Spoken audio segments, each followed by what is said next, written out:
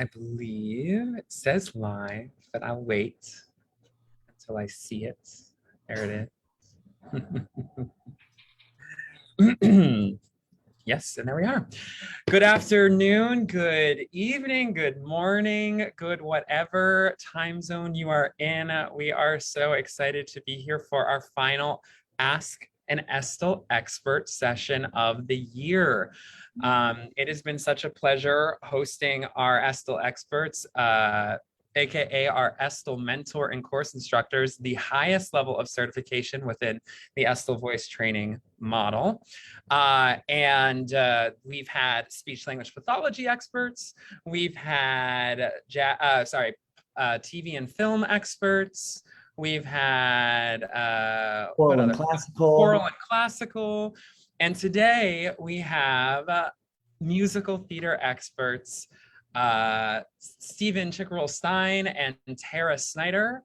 They are both Estill mentor and course instructors, as well as being professors, former professors at the University of Central Florida, UCF, an Estill Education affiliate, meaning that Estill voice training is embedded in their curriculum. And we have also an Estill Lifetime Achievement winner here, Steve Chicurel, who was also a part of the original research with Joe and has truly been with Estill since the very, very beginning. And I'm sure he'll share way back many centuries ago. It's a musical theater themed Ask the Estill Expert session. And you're also here with myself, Luke Steinhauer. I'm Customer Experience Manager at Estill Voice International. And we have Carter Ellis, who's our administrative assistant. And we have to disclose that we are both musical theater majors or musical theater alums now, but also Estill Master Trainers and Estill Figure Proficiency for Carter. Yes. So I will turn it over to Carter to get us started, and be sure to chime in the comments as you have comments or questions for our musical theater experts. Also, even just about Estill voice training and how they integrate it into their teaching, their practice, their daily life. Carter, take it away. Thank you so much, Luke. Hello, everyone. Hello, Facebook world. Hello. Like he said, it's our last Ask an Estill Expert for the year. And we're so excited. We've had so many amazing people on here, and these two are absolutely no exception. So to get things started, as we have done, as is tradition, I would love to ask you both about kind of your journey through Estill, discovering Estill and becoming EMCI. And I think we should probably start with Steve, because like Luke said, he's been here since the very beginning. So I would love to hear the journey from the man himself. Steve, take it away. Really quickly, as early as 1985, before many of you were born, Dr. Julie Fortney, who was a professor emeritus at Mars Hill University, was a college teacher of mine. She was also, by the way, the first of two Estill Lifetime Achievement Award recipients in 2005. Julie, I was on the road doing my musical theater touring thing, and I ran into Julie Fortney at one point when I was visiting, and she said in 1985, "Oh, I just came back from a meeting. There's this woman you have to meet. Her name is Jo Estill, and she does ABC." And I thought, yeah. My career was going fine, and I didn't really want to take the time and stop and learn anymore, goodness knows. And over the next couple of years, every time I'd see Julie, she would talk more and more about this Joe thing. And as serendipitously, in 1988, I was doing summer stock, and I was in a production that was actually ready to open about a week ahead of time, which rarely happens in anybody's life. And it so happens that Joe was giving in those days, it was 7 days, but a workshop, what we would now call level 1 and 2 plus diction, in the same town. So because we had our days free, since we no longer had to rehearse, we were just running the show at night, I was invited to go gratis to the workshop. And, I was there in those days with a lot of angry voice teachers who didn't want to learn anything new, who were looking at videos of the voice thinking that's where babies came from, and they just didn't get any of it.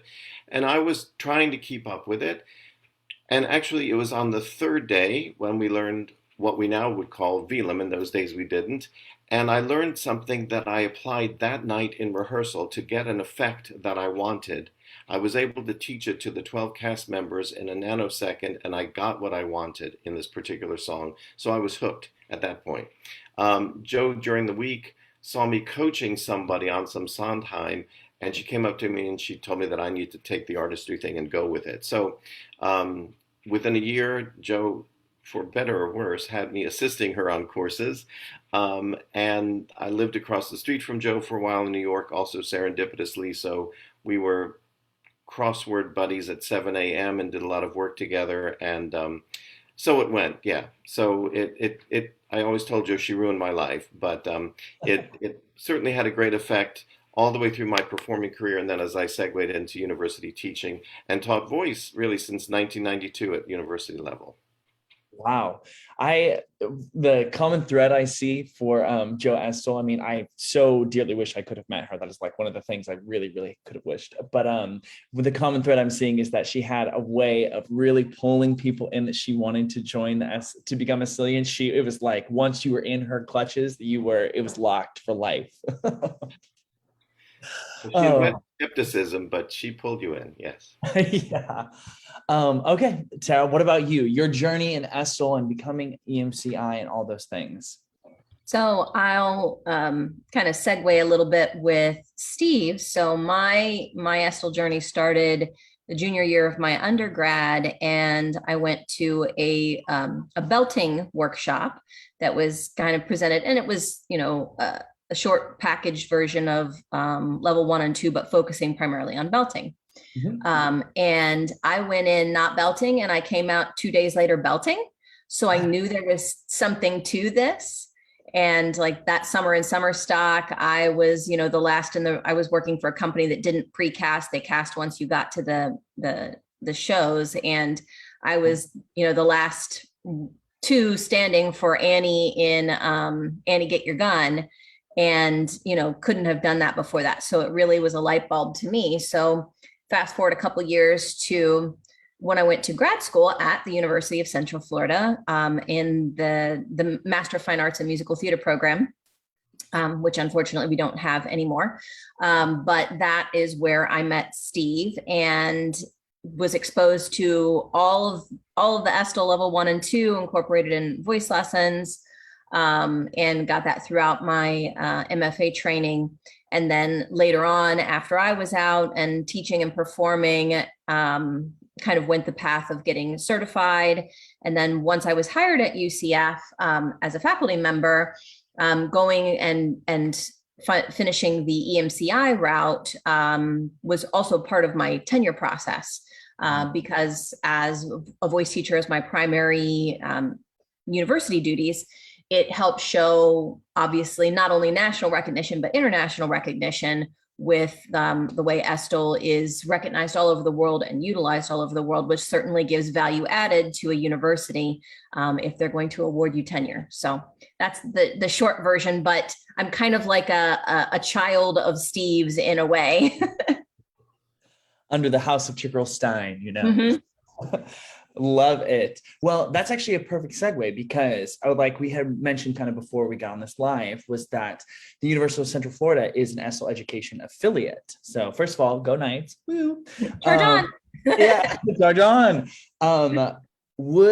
Tara, I know you're still like an associate professor, you said. Steve is now the professor emeritus, which I'm learning is kind of like the retired chair, and someone and you said you're going to come back next semester and like maybe teach some things, Steve, right? No, I might visit. Might visit. Okay. Got it. No, I'm not going back. But Tara, could you kind of explain what that means, like as far as the Estill Education affiliate, like how is Estill kind of embedded in the course programming at University of Central Florida? Sure. Our musical theater majors take 2 voice classes their freshman year. The first one's called Estill for MT Craft, which is all of the Estill level 1 and 2. And instead of it being a 5-day course, it's now a 15-week course. So they take all that information, but they get the chance to learn it over a broader amount of time, which certainly gives some time for it to sink into their minds with what they're learning with the rest of their craft. And then in the spring, they take Estill for MT artistry. So they take all the information that they learned in the level 1 and 2 in the fall and start applying it to actual musical theater literature. So that's really the foundation of their voice training, so that they're spending their first year in voice classes as opposed to voice lessons. And that's a function both of the fact that Estill does work well in a group, but also the fact that historically there have only been 2 voice teachers for all of the musical theater majors. And so there has to be a way to more efficiently handle the number of them that there are. So they do those voice classes their first year before they go into the private. And really we do dual lesson, 2 people in a lesson studio starting their sophomore year. So it is then the underpinning the language that's used in their voice lessons. Certainly when Steve and I would both work on productions as vocal director or music director, the language that we're speaking to our cast in as we get them ready for the show. Some of our colleagues in music have also taken level 1 and 2, and so they will utilize it some in their studios or in their opera productions. Some of our acting colleagues have taken it, so they can also be familiar and use some of those concepts in their classes too. So it's threaded throughout, and as we know, since we're talking about musical theater today, there are so many genres present in musical theater. And if you're going to work in musical theater, you have to be proficient in those genres. And we certainly see that giving that underpinning of health and functionality and understanding their differences in style, but that health is paramount, certainly prepares our musical theater majors well to then go out into the field and do the thing. Wow. Oh, that's amazing. Having that common language, like that, this goes beyond everything, but like the Estill common language to be able to all speak and know what we're talking about, have that foundation, I think is paramount and awesome. And it sounds like it has been pretty well received within the university and like the other music faculty and stuff like that. Does that sound correct? Yeah, and I certainly in the time that I've been there, which, you know, overlaps Steve by a decade. Does it seem like that's possible, Steve? Yeah. Yes, there was, you know, we started by doing what we do, and our students were doing really good work, and eventually faculty got curious, more and more curious, and you know, and we're very clear, you don't have to be an Estillian to be a good teacher, but they see the efficiency with which our students work, especially when we do productions and there may be some faculty actors or faculty singers in the productions, and they see how efficient this work is, particularly with ensemble singing. Right. Yeah, that's when we were talking about the choral singing specifically, like that is a realm that I really hadn't thought of Estill in. You know, my experience personally with Estill has been more individualized training for like one-on-one coaching. But yeah, an ensemble all speaking the same language and being able to tweak it on a grand scale like that is exciting to me. I was like, I would have killed to have a choir director who knew Estill back in the day and who would have taught me it. This is actually a perfect segue. We just got a question from the chat that says, how important do you think consistency of language is in a training environment? So Steve, do you want to kind of start us off with that one? How important do you think consistency of language is in the training environment? I think to me at the really basic level, getting that common vocabulary is very important. But we also understand and we stress that our students have to be able to translate, you know, and this is where being open to all other education models is really important, so that you know, I always used to tell my students, if you go to a rehearsal and the director says sing through the hole in your hand, by God, figure out a way to do it. You know, when they say, yeah, that's it, you figured out what the recipe is, you know.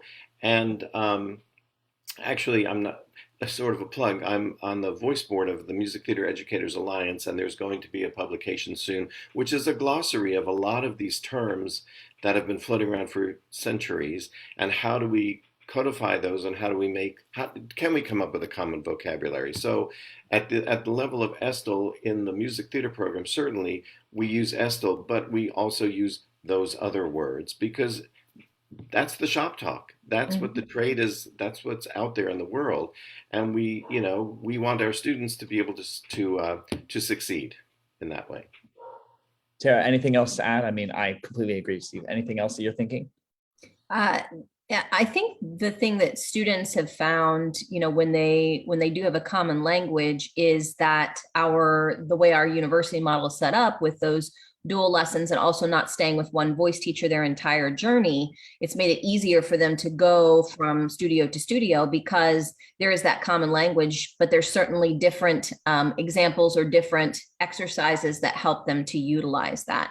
So, but as Steve said, we have other colleagues who are LESAC or Linkletter or Fitzmaurice or things like that, and we can still find commonality. And we also, right from the get-go say, when the director says, I want fluffy clouds of unicorns, you figure out what fluffy clouds of unicorns means. So I love that. That is something that first drew me to Estill with Kim Steinhauer in the first place. Was I loved my voice teachers. I had been taking voice for years and years, and I loved to sing, but that there was some times when they would say things like that, like sing like a waterfall, sing like a golden thread, those kinds of metaphorical styles, like analogies, things like that. I always wanted to be like, but what do you mean? Like, what does that mean to you? Because to me, this is what I'm thinking. And sometimes there would be kind of a miscommunication. And yeah, I think having that Estill knowledge to be able to reverse engineer, almost be like, okay, they're saying this is what I'm thinking, figure wise, quality wise, and then kind of going through there, but still being able to speak that same language, I think is paramount, which is awesome. Okay, let's see. What other questions should I ask you? Do you think, like, how is Estill voice training been in usage of like acting through songs and being able to physicalize things? A lot of my students personally, like if it's like a high belt number that's really intense and the emotions are high, the stakes are high, I'm like, you have to use that anchoring and the body placement and the alignment to be able to get into that. And it's almost easier if you can engineer it that way to access those emotions from a very grounded place. What have your experiences been in teaching that? Tara, you can take it first if you'd like. It gives such great tools because every voice lesson is also them figuring out, how do I make these technical choices that support the artistic choices? Because the majority of musical theater literature, not all, but the majority of it is telling some kind of story. And so if it's a very angry character, how are you going to manifest that anger that's repeatable? As I say, your choice has to be repeatable 8 times a week, 50 weeks a year. Yep. And if it's not, you got to find something else to do because no show is worth your voice.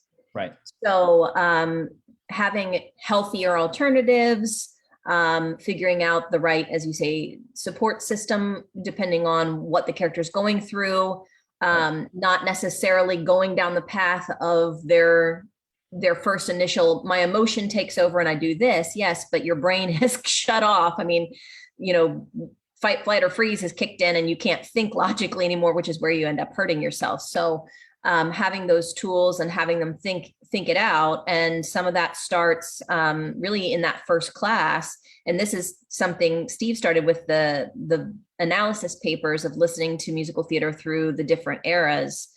So I have continued teaching that class. But I'm going to let him talk about that since he was the pioneer of that in that course. Yes. Yeah, students in their freshman year have to listen to 2 songs from 2 different shows every week. So over about 13 weeks, they've listened to 26 songs from 26 different shows. And we have them broken out by periods, 10 from this period, 10 from that, but they can listen in any order so that they get a sense that no, Nanette, there's a reason that no, Nanette does not sound like Rent, so it doesn't matter in what order, but over time, the expectation is that they are writing critiques of the voices, and they can be focusing on text and subtext, but eventually it becomes more and more language specific to, in particular, Estill and voice and function.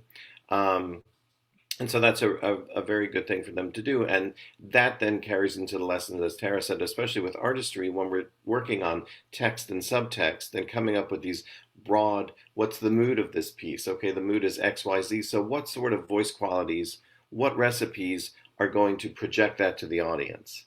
And so they work a lot from recipes, to the extent that some students actually will write shorthand figures in their music so they know when I get to measure X, this is the recipe. And that is repeatable, Right. not just for health reasons, but also, as Tara said, if you're doing the same show 8 nights a week, 50 weeks, or 8 shows a week, 50 weeks a year, some nights you just don't have the spirit. You'd rather be doing your laundry. And you have to convince the audience. They don't need to know that. So, and it's more important than putting it on automatic, but that's a repeatable task.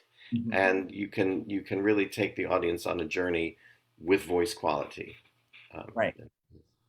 And I mean, you both are performers, like you said in the past, like lots of performance, and in my experience, especially like having to perform and under pressure, like just not having enough time really with the material or anything like that, or specifically when I have been sick, that is the time when my Estill voice training kicks it up a notch. It's less because it kind of gets me out of my own way from a place of like, okay, I'm sick, I'm not feeling my best. What can I do? Like, what are the immediate solves? I know I had to add a little bit more of this, change my recipe a little bit more to get the same consistency of sound that I'm looking for, which is awesome.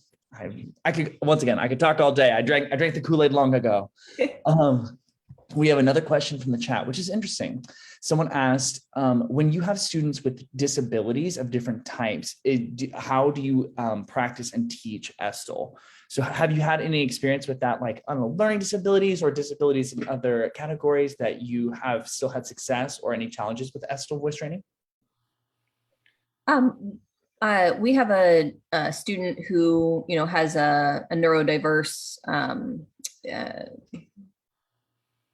what's the right term for, I don't want to say condition, neurodiverse, that I'm not going to go into specifics on right now, but we had a conversation as they were in that first year about, where are resources, how do I, deal with this in a rehearsal setting, things like that. So I think the fact that there had been so much time spent on prioritizing health, physical health, and that happened to land in the middle of the pandemic, that conversation was also taking place. So mental health as well. But I think having that foundation of you have to prioritize yourself really allowed us to then say, okay, here's some other resources of people who are in the industry who are working this. Here's where, you go to your production team and say up front, you need to be aware of this because it could manifest during a rehearsal. And I know that, and I want you to know that so that it's not me being unprofessional. So I think it opens the doorway actually to help people be more empowered, no matter what their issue, whether it's a physical issue, whether it is a mental issue. And I certainly think the industry has changed a lot in the past decade, and especially in the last 5 years of knowing that there are going to be more options available and not just one standard of performer. So, Steve, you have anything you want to add to that? I was just going to say, I think, I was fortunate over the years to work on and off in teams with an SLP and an ENT. And so you determine if it's a case of voice, what the challenge is and where they need to go. I'm trying to think back, but I do not recall having students at the university level with, say, physical challenges that might have an impact on their singing. But I think we're none of us too shy to go immediately to, we have, for example, at our school, a great relationship with the College of Medicine, with the communicative disorders. We are not the experts there. Mm-hmm. And so I think that's what, and I know Tara agrees, that's what we would do. We'd go into partnership, with a specialist in some other field that would help the student succeed. Wow. Where we cannot come up with a solution. I love that. Like when we were speaking about like the University of Michigan, having like really, really tight bonds with the School of Health and things like that previously. And these kinds of relationships, I mean, it's just so amazing to hear about, especially like as education grows in theater, realizing that we're not the experts on everything, right? And it takes a village and that kind of information. I love to hear that. I love it so much. Okay. My final question for you both is the research report by Dr. Rockford Sampson I think a month ago now, he kind of dove into two types of learners, people who are more nerd brain, who like to understand how it's working, why it's working, specific anatomy, physiology, versus more of hippie brains, people who like to feel and use metaphorical singing and things like that. Do you find there's kind of a balance in students when you, especially you said like the first semesters, it's all Estill voice training over a long period of time.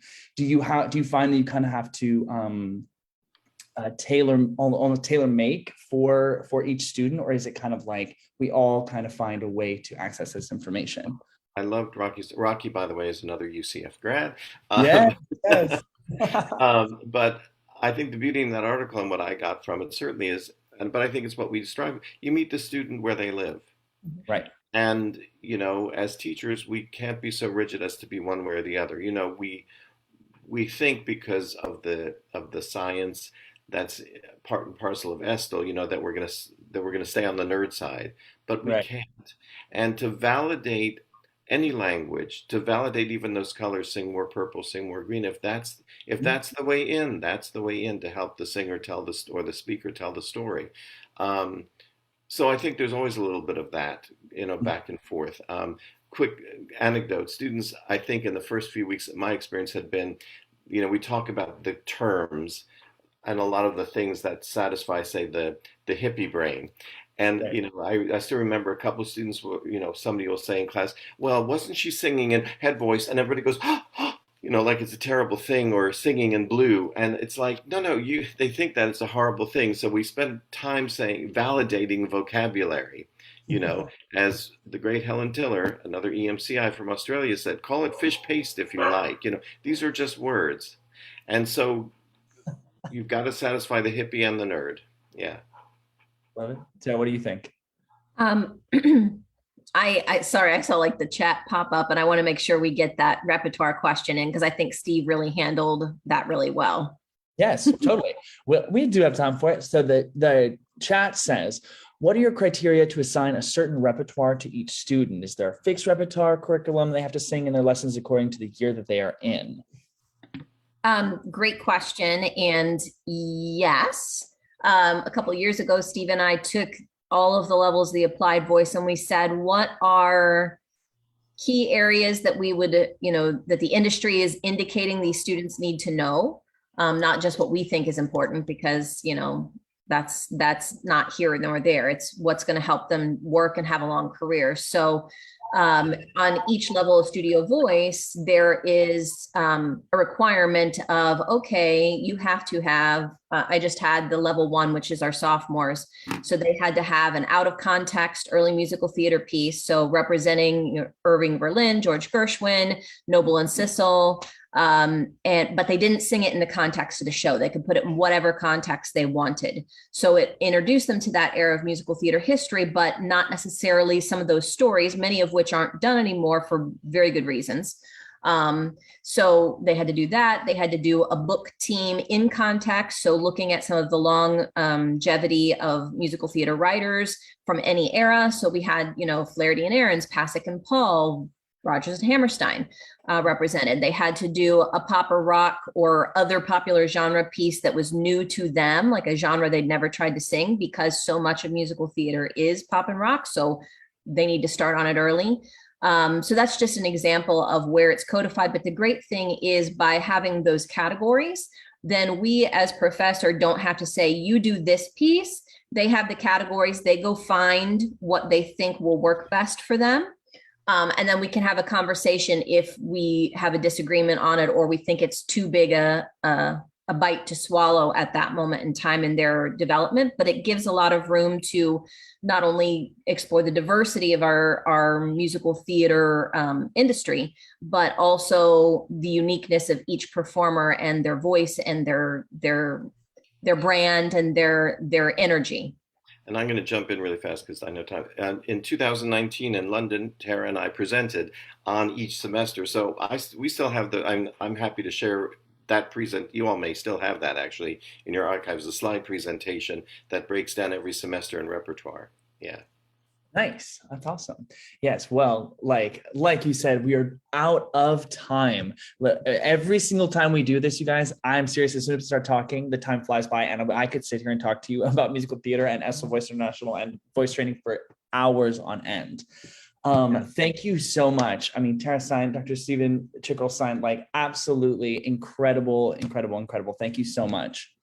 Yes, thank you so much for being here to our last Estill Expert session of the year. We want to encourage you to stay connected with us by following across all of our socials, and stay tuned next month in January for we have a little Estill certification chat with Kim Steinhauer, Mary McDonald-Klemick, and Corinne Mauger from Estill Voice International. So that'll be our next Estill Expert session. Man, that is a mouthful to say every time. Thank you again to Dr. Steven Chicurel-Stein, Tara Snyder, two fabulous Estill Mentor course instructors. Thank you all for tuning in, and we will see you when we see you. Bye-bye. Wow. Bye.